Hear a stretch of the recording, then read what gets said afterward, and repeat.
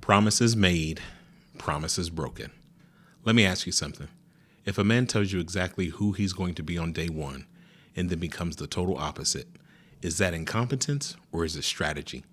Because this isn't about personality. It's not about vibes. It's not about red versus blue. It's about contracts. And a campaign promise is a contract. This is the price of being in office on day one. Trump promised to lower prices on day one. He said inflation would fall. He said he would make America affordable again. That's not vague, that's specific. But inflation accelerated, groceries went up, gas went up, housing didn't magically reset, and we can't pretend trade wars don't have consequences. Tariffs aren't paid by China. They're paid by American businesses and consumers, and that cost gets passed down to you. So when prices spike, who actually absorbs it? Working families. You and me. Now pause. Think about this. If you promise relief, but policies increase cost pressure, was the promise over realistic? Or was it ever realistic? Or was it rhetoric designed to win anger? He said, I won't touch Medicaid. He said he wouldn't touch Medicaid. He said he would veto any bill that cut it. That's a strong statement. Then the largest healthcare cuts in modern history were signed. Millions losing coverage. Medicare Part D costs rising. Here's the uncomfortable truth. Politicians know that most voters don't read budget details. They hear, I will protect you. They don't read the fine print. And healthcare isn't abstract. That's insulin. That's cancer's treatment. That's prescriptions. When coverage disappears, it's not political, it's personal. Remember Social Security, he talked about that. The sacred cow. Social Security was the sacred cow. Administration becomes unstable, when agencies are weakened, when even insiders describe legislative maneuvers as a backdoor to privatization, you have to ask, is weakening a system the first step towards replacing it? Because that's how policy works. You don't always destroy something loudly. Sometimes you starve it slowly.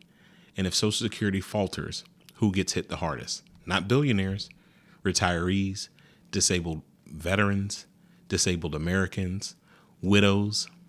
And now you're supposed to be standing with the people. That was a story we're told. But budgets don't lie.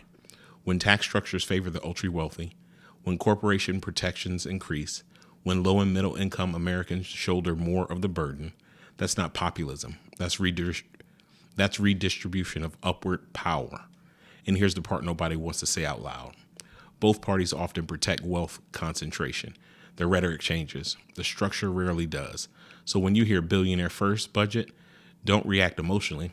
Look at where the money flows. Money tells the truth. Speeches don't. The national debt. He talked about lowering the national debt. He promised to reduce or eliminate the national debt. That's a bold claim, but projections show trillions added over the next decade. And debt doesn't disappear because you speak confidently. It compounds. Now, here's where we need to be the adults in the room. Every administration contributes to the debt in different ways. But if the campaign on fiscal discipline and expand deficit spending without structural offset, that contradicts the matters. Because credibility matters.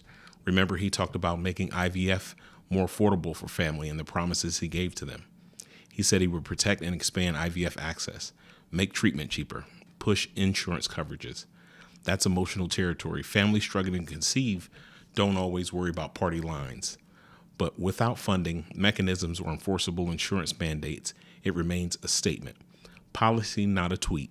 It's paperwork, it's budgets, it's enforcement. If there's no infrastructure behind the promise, it's just branding. And don't forget about the forever wars. He vowed to end forever wars. Said he could end the Ukraine war in 24 hours. Said he'd bring peace to Gaza. That's a powerful message. But geopoliticals don't bend to slogans. Ending wars requires leverage. Alliances, concessions, intelligent coordination, and compromise.